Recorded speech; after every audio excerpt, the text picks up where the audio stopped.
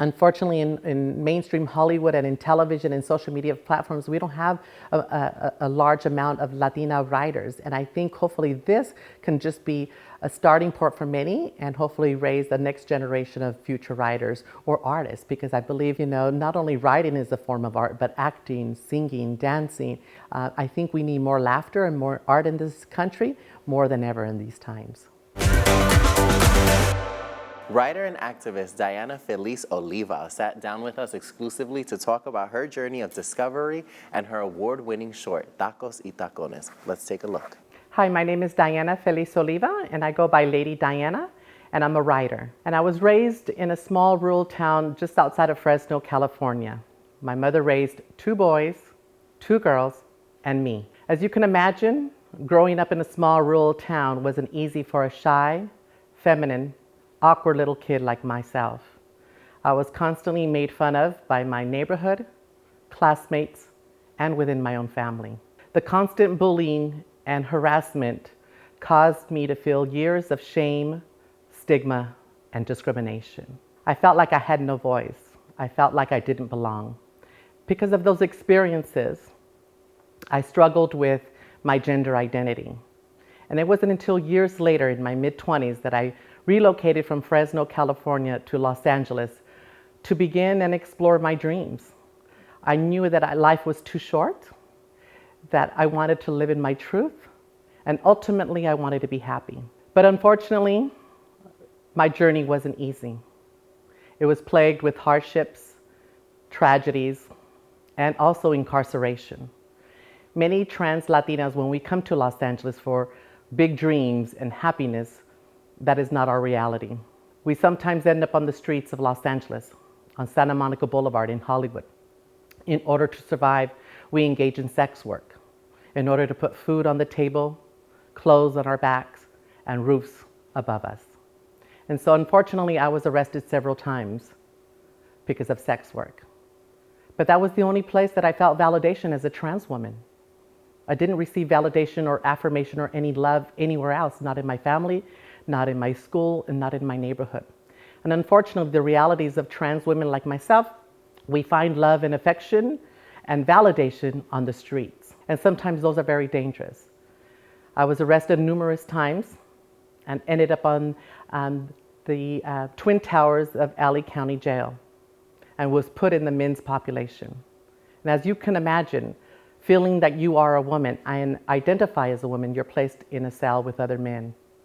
It was a very horrible experience, and I still suffer from the trauma from those experiences. But I remember the last time I was arrested. I spoke to an older trans woman incarcerated there with me, and she gave me the hope and the dream that I could succeed out of this sex work life and incarceration. And so I promised myself when I was released the very last time in May of 2002 that I would never return back to the Twin Towers of LA County Jail. And luckily, 2 years to the date, I had graduated from Cal State Los Angeles with my bachelor's in social work. And a year later, moved to New York to begin my master's graduate studies at Columbia University and received my master's degree in social work. And I remember the day on my graduation that I had finally come to the realization that I had shattered the feelings of shame, stigma, fear, and guilt. But it took many years and many family support and many friendships along the way to making sure that this dream was a reality. But unfortunately, our reality is still very stark and very negative. And I kept seeing images of trans women that were not positive or were not being told by trans-identified women, many times by older white cisgender males who have no experience in the trans experience. And so I felt that I needed to share my voice. And so a couple of years ago, when I was living in Los Angeles, a group of Latino writers invited me to a Brown and Out 10-week playwriting class. And they kept urging me to write my story because they had heard my story, my journey from the Twin Towers of LA County Jail to the Ivy League Towers of Columbia University. And they knew that I had a beautiful story to tell to inspire the next generation. But, still, living with some insecurities and some self-esteem issues, I just didn't think I could contribute anything. I didn't think my story was valuable. But with constant motivation and support, I finally made the decision to actually begin my playwriting experience. And so I engaged in a 10-week class for 3 hours every Tuesday. It was a crucial experience for me, as you can imagine. And it was very difficult because I had to remember some of those stories that were not pleasant for me. I had to write stories that brought tears to my eyes and pain in my heart. And it was hard to write those thoughts and feelings on a piece of paper. But nonetheless, I stuck with it. And after the third week and after the fourth week, I was able to share a few pages with my classmates, and they were just in awe and amazed by my writing. And so it gave me a little bit of more confidence to continue to write. And so at the end of the class, I ended up writing a short 10-minute play. And it was 10 pages full of drama, of comedy, of sadness, of triumph. And I had a finished product, and it was Tacos y Tacones. And I really wanted to create a play that really highlighted trans experiences from a Latina point of view. And then also from a Latina point of view that grew up on the streets, on the streets of Los Angeles, surviving sex work, surviving drug abuse, surviving violence, surviving the HIV/AIDS epidemic, surviving intimate partner abuse. And so at the end of this play project, I had created I had birthed this baby of mine, so to speak, called Taco y Tacones. And I really wanted to making sure that the play had a Chicana perspective. And so I wrote the play not only in English, but also in Spanish. So it's a very bilingual play, and we have characters that only speak in Spanish, and some characters only speak in English, and some of us speak in Spanglish. And so I'm hoping that this Tacos y Tacones, that was originally made into a play, was actually produced by myself and a couple of our grassroots friends, and got to have it developed into a short film. And so I'm very proud to have a final project of a 10-minute short film kind of depicting the lives of trans Latinas in the streets of Hollywood. So the journey from making it into a play to a film project wasn't easy, but I had a couple of people in my Brown and Out playwriting class that believed in me. And there's nothing without the power of support and love from your LGBT siblings. My brothers and sisters in the community. And so I had two great, amazing writers and actors that believed in me, and they really thought that my story was exceptional. There had never been in the Brown and Out series a trans Latina writer. And so they thought my movie was inspiring and amazing and touching for them. And so they really wanted to produce it into a short film. And so they had asked me to play the lead part as the lead actress, as Alexis, who is the character in the film.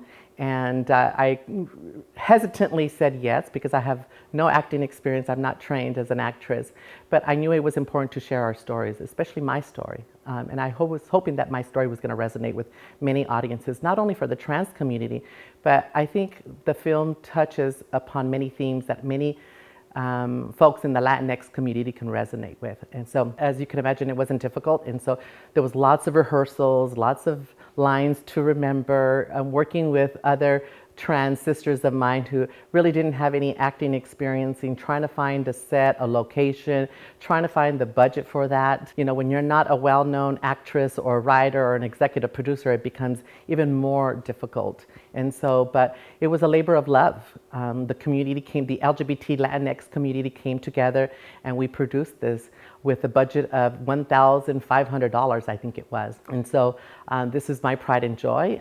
But I realized during this film production that I wanted to be more invested. And so I had my friend who believed in me direct the film, but he was a cisgender Latino, openly gay Latino, who had a different vision for my film. And I felt like, as a trans Latina writer, he wanted to wash down the trans experience or the vernacular that us as trans women have. We have a particular vocabulary or a vernacular or a lexicon of words that the gay community doesn't have, the lesbian community doesn't have, and not even the bisexual community doesn't have. And I felt like there was moments in the screenwriting development that he wanted to change it to be more gay mainstream. And I said, no, this is not a gay film, and this is not about a gay woman. This is about a trans woman who identifies as straight and has relationships with straight men and has relationships with her other trans sisters, and talking about those heterosexual behaviors and loving romantic relationships. And so there was a little bit of struggle during the screenwriting development, but as tenacious and persistent as I am, I made sure that the essence of a trans Latina words and stories was true. I wanted the film to be very authentic and genuine and raw and real, without any censors, without any filters. Because I think sometimes to fit into mainstream Hollywood, we sometimes try to fit into a box. And I don't believe in living in a box. I think my life is living proof that I don't live in the box. I live outside of those lines.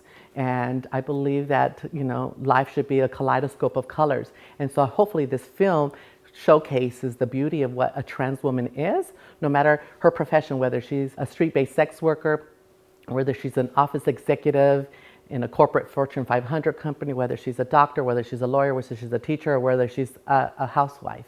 Our stories are very relevant, especially during these times. We need voices, especially trans Latinas in today's society, to making sure that not only are we empowered, but that we are resilient and we are strong and we are courageous, and we have stories too that people, all walks of life, can resonate with. So after that, we wrapped the film and we had produced and developed our short film. The next challenge, unfortunately, was to showcase it to the world. And so I have no experience as a trans Latina writer, and so it was really difficult, that process. Once you complete these huge milestones, you think you're kind of complete and you can check off the box, yes, I've done that, right? My bucket list is complete, but that's just the beginning. And so we had to start submitting it to film festivals because we wanted the story to be out there for many communities to see. And so we submitted our films to local California film festivals, and thankfully and excitingly, it was picked up in my actual hometown in Fresno, California every year. Luckily, it was picked up there, and I was proud to be back in Fresno where it debuted, and got to see some of my old friends in the community, and they were just excited and honored to see the film and seeing the production that we created. And it was a wonderful experience seeing my family and my friends there with me. And also it got picked up, and now in my new place of residence. I now live in Oakland, California, and it got picked up by the Oakland Pride Center Arts and Film Festival, and it was showcased last month for Oakland Pride, and so we're super excited about that. And so the next challenge and the next journey is making sure that we continue to submit it to film festivals, not only here in California, but across the country and hopefully around the world.